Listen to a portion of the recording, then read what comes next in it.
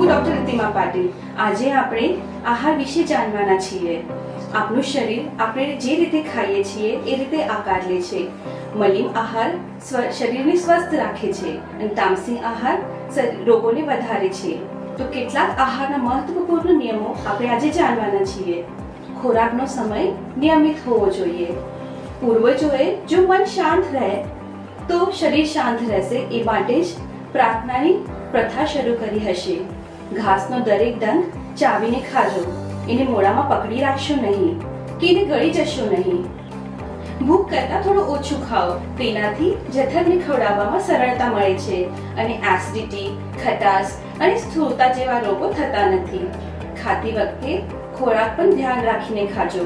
TV અથવા અખબાર જોઈને ખાતા નહીં. રાત્રિ ભોજન પછી થોડું ફરવાનું રાખો. હૃદય રોગના દર્દીઓએ રાખવાની કાળજી. મીઠું યુક્ત ખોરાક વધારે ન લેવો જોઈએ. ઉદાહરણ તરીકે અથાણું, પાપડ, ફરસાણ ટાળવું જોઈએ. ખોરાકમાં વધુ પડતું તેલ કે ઘી લેવાનું ટાળો. ઘરમાં જો 4 લોક હોય તો મહિનાનો 3 લીટર તેલ જનો ઉપયોગ કરવો. નિયમિત સમાંતરે ભોજન લેવું.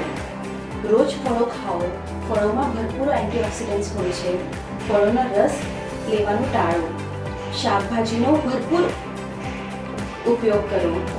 શાકભાજીનો પુષ્કળ પ્રમાણમાં ઉપયોગ હોવો જોઈએ. તેમાં ફાઈબર હોવાથી કબજિયાત થતો નથી. બહારનો ખોરાક જેમ કે સમોસા, પાવ ટાળવો જોઈએ.